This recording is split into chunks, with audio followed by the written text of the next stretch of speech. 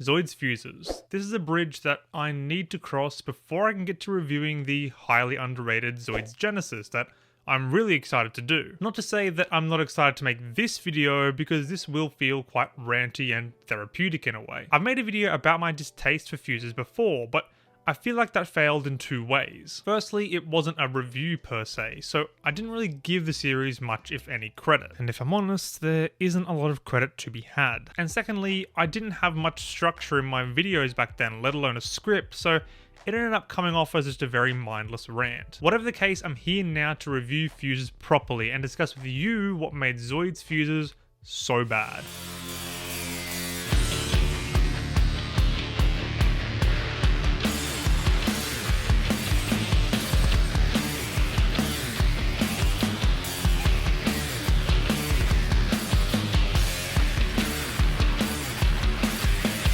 In case you're new here, hey, I'm Viseek. Welcome to my YouTube channel where I make commentary videos about anime, manga, and video games that I enjoy and are genuinely passionate about. So in this case, come for the Zoids nostalgia and stay for the retrospective rant I'm about to go on. Picture this.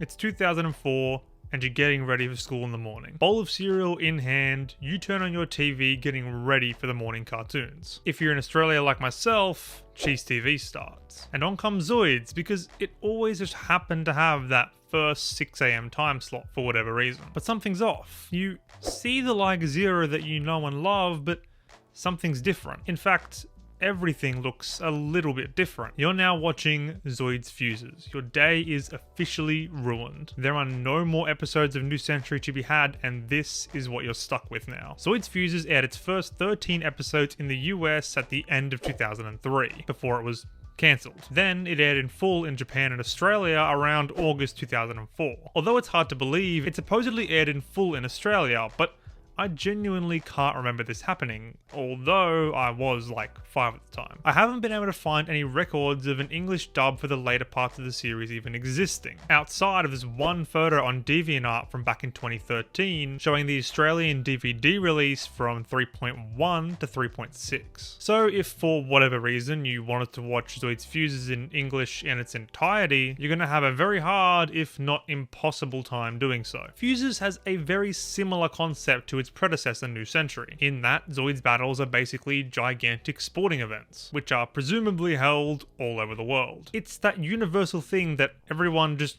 happens to partake in, kind of like Duel Monsters and Yu-Gi-Oh! For example. However, one significant difference from New Century right off the bat is that all battles are held within arenas. So there's much less variety to the battles outside of big circle. I mean, come on, even the 2001 Beyblade had more creative arena designs. Nonetheless, our story follows our protagonist RD, a courier driver for Mark Storm, aka ZHL Express. Fucking shoot me. Which, conveniently enough, also fronts as a Zoids battling team. Is this legal? Are they money laundering? Guess we'll never find out. The focus initially is on a rivalry between RD and Blake, and in turn the Mark Storm and Savage Hammer teams, with other random quirky work things popping up here and there to fill in time, which honestly just felt like filler. This includes odd courier jobs of RD being under the pump, being sure to get you your price gouged copy of Zoids Infinity Fuzors Japan import you ordered on Amazon with same day delivery, along with occasionally rounding up some stray Zoids like a border collie. Really thrilling stuff. There are, however, multiple subplots in the background of Fuzors, one of which being RD's search for the legendary Alpha Zoid, which his father spent his life looking for. There are numerous hints as to what this legendary Zoid could be, with the show having us and RD believe for a time that it could be the really powerful Energy Liger. However, it turns out that the Energy Liger was just being remote controlled by a guy named Dr. Pierce. I don't even remember who this guy is. And he reveals that his goal was actually to kill RD the entire time, despite using the Energy Liger to save him on multiple occasions. There's no nuance to this character. This is just really poor planning and horribly tying up loose ends. I'm not even joking. You can check the wiki. This is real. So if the Energy Liger that was hinted at potentially being the legendary Alpha Zoid throughout the series isn't it, then what is? Well, RD came to realize that the Liger Zero Falcon was the legendary Zoid he'd sought all along. Man, this story is worse than I remember. This is just the Zoids equivalent of the treasure was the friends we made along the way. I'm sorry, this is genuinely my definitive review on Fuzors, but how can you all expect me to take this kind of shit seriously? I think the only redeeming qualities of this story are potentially the other subplot featuring Alpha Richter and the guy Ricky Fury. But I'll give Fuzors at least some props for being ambitious with its subplots and going for some interesting plot threads, but they just stretch themselves far too thin, and many of those side plots introduced just fell flat. But I digress. Alpha Richter is a wealthy businessman and a member of the Blue City Council. He is one of the most powerful and influential men in the city. He's also secretly plotting to take control over the city and use that as a stepping stone to bigger and better things. In the background, accompanied by some actually decent, shady kind of musical score that I probably couldn't play here for copyright reasons, or even fine for that matter, he's been manipulating multiple events throughout the series in order to slowly push himself into control over the city. Alpha develops the Seismosaurus as his ultimate weapon by gathering data from the Guy Ricky and Liger Zero Falcon respectively throughout all their battles, which were mostly set up by him. He manipulated the entire story from the background and, if expanded upon correctly in a much better story, could have actually made for a decent villain. Because there were actually some real creepy moments throughout the series, like when he brainwashed Luke towards the end of the show. Nonetheless, I think it's time that I actually discuss the unique selling point of Zoids Fuzors, and that's literally found in the title. The Fuzors. Yes, you heard it here first. In Zoids Fuzors, 2 or more Zoids can combine in some magical scripted fusing animation that will be reused 100 times throughout the series to create one much more powerful Zoid. Now don't get me wrong, the concept's kinda cool I guess, but it's really tacky and gets old pretty quick, and is the most obvious in-your-face buy more toys gimmick I've seen, next to when Bakugan added fancy power-up equipment to the series and decided to make Drago into a Megazord. Now I get it, the target audience is kids, and the anime's main purpose is in fact to sell toys. But when you're coming off the back of 2 amazing series that could actually hold their own as anime without having to market product towards children, you expect a little bit more than this. That's particularly where my distaste for Zoids Fuzors comes from. When I watch it, I just feel kinda gross. Almost like I'm being taken advantage of for liking these big giant robot animals. And it's not like there's any canonical rhyme or reason for Fuzors to even exist. I think the Iron Bible puts it best by saying, very little is known about this process, and as the series goes on, people just kind of roll with its existence. So yeah, I mean, that's a thing. The other thing that really gets to me is that Fuzors retroactively ruins the other series through power creep. Zoids that were once rare and powerful, capable of annihilating entire military bases, are now just cannon fodder. Now, I have actually found a reason for this, which is some new information for myself. Zoids Fuzors takes place within the Battle Story universe, so it's actually completely separate from the New Century and Chaotic Century timeline, which explains why Zoids such as the Blade Liger and Genosaur are so underwhelming compared to their Chaotic Century and New Century counterparts. So, hurrah, technically Zoids Fuzors didn't ruin the other series if you look into it far enough to understand this. But let's be honest, who actually looked into it far enough to know this? I mean, to be fair, going by the wiki, you were only able to discover that Fuzors took place in the Battle Story universe from information on the packaging of the Japanese toy line release. So unless you were from Japan,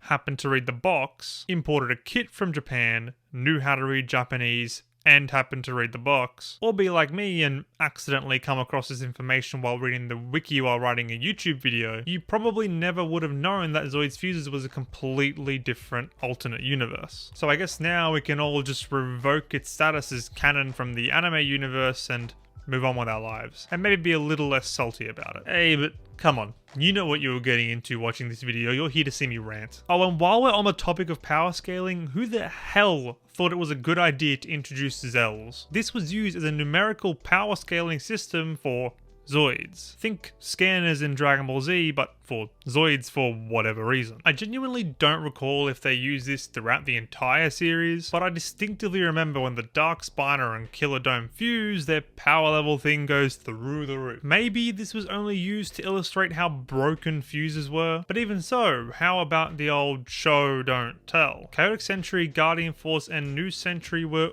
all able to do that just fine. It's like the creators of Fuzors decided to take no hints from the original series and just went, nah, we got this. Big robots, big fight, big explosions, big numbers means more stronger. Now, buy toys, please. Look, they connect together like Lego. Kids love Lego, right? Kids love Lego.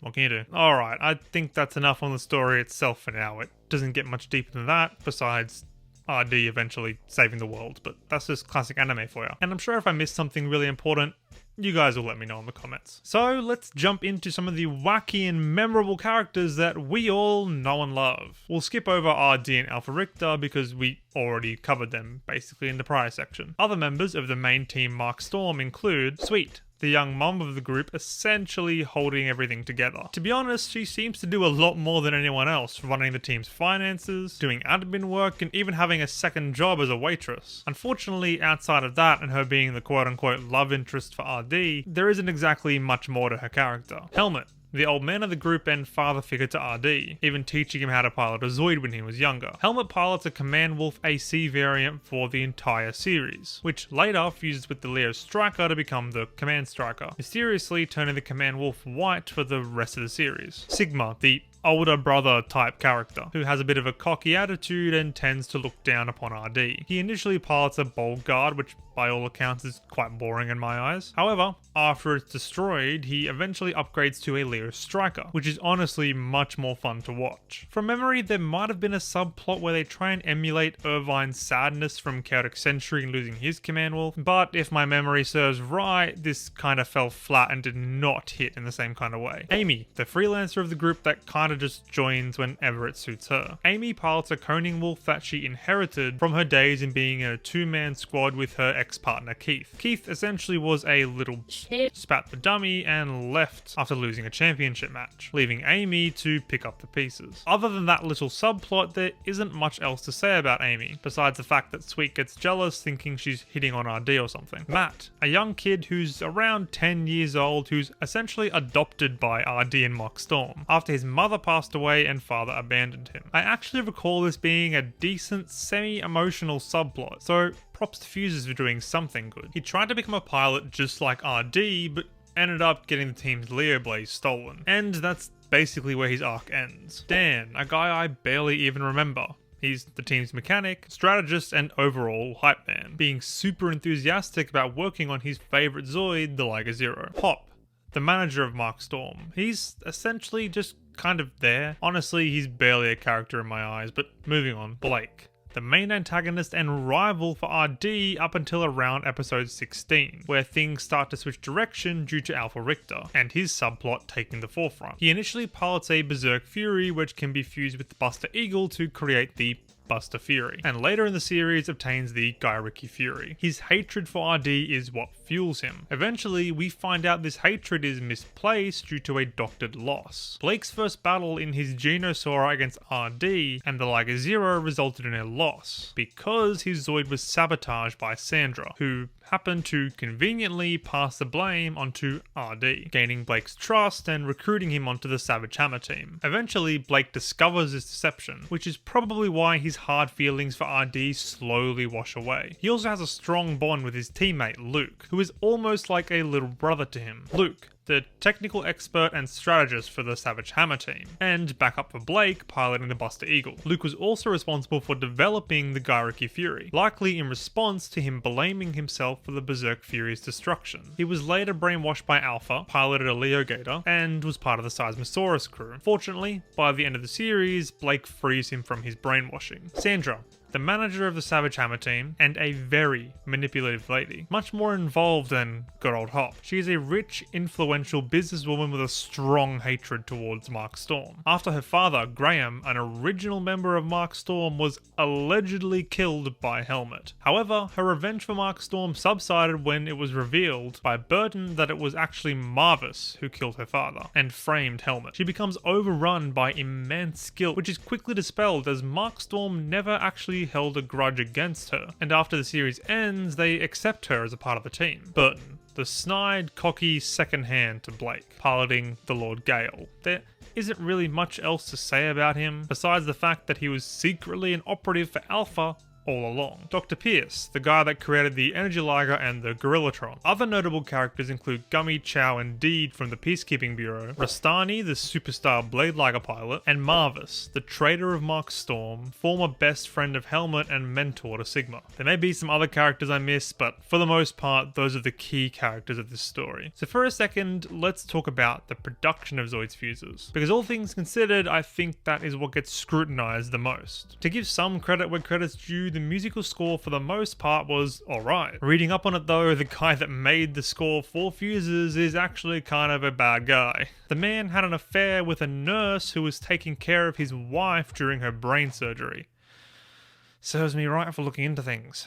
And I guess the character designs aren't too bad either, but that's pretty much where my praises start and end. There's no easy way to say it, but Zoids Fuzors just looked bad. I've already addressed my issues with the story and writing, but the animation just looks absolutely horrid. The main reason for this was the Zoids franchise switching to a new studio for Fuzors, Tokyo Kids, a studio that I'm not even sure is around anymore. They took it upon themselves to give Fuzors an entirely new art style, consisting of a lot of ridiculously ugly 3D models. Now don't get me wrong, 3D can actually look decent. I'm not a complete hater of the medium, and if you didn't know, the original two series, New Century and Chaotic Century, actually did use 3D models, but in a way that made it look like 2D, which looked fantastic for the time. However, 3D animation was used extremely poorly within Zoids Fuzors, probably due to a lack of budget, technological limitations of the time, and most importantly, an overall lack of passion for the Zoids franchise, which the original series seemed to have. To be fair, I can't entirely blame the studio for this. They're a business, and at the end of the day, they probably couldn't care less about a franchise that they were animating purely to sell product. Overall, the end result is just such a shame, and it's a shame that we'll never know what the original studio Xebec could have done with the material that was given to Tokyo Kids instead, or even what they could have done with a second season to New Century instead of Fuzors ever even existing. I guess there's no use dwelling on what could have been anyways. Xebec as a studio went defunct 2 years ago, and was absorbed by Sunrise Studio, who probably themselves couldn't care less for Zoids as a franchise, being the studio that made Gundam, Cowboy Bebop, and Code Geass of all things. Finally, we're going to touch on the Zoids themselves, and to be perfectly honest, I don't have much to say here. In my very humble opinion, the Zoids within Zoids Fuzors were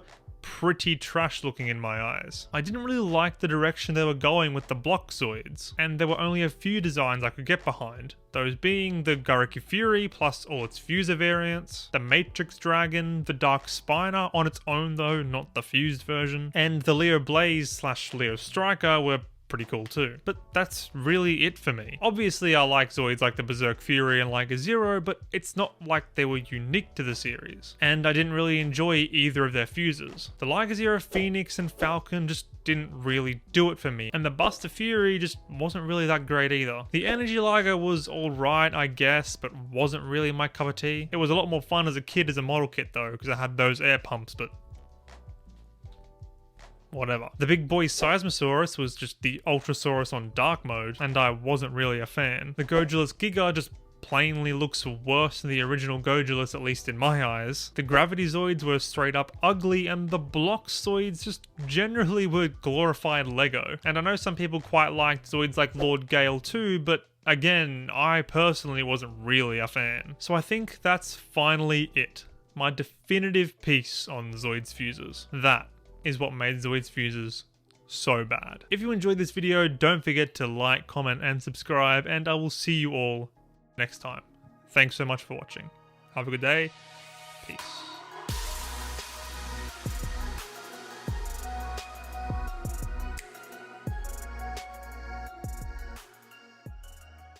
Yeah. Zoids Fuzors. All my homies hate Zoids Fuzors.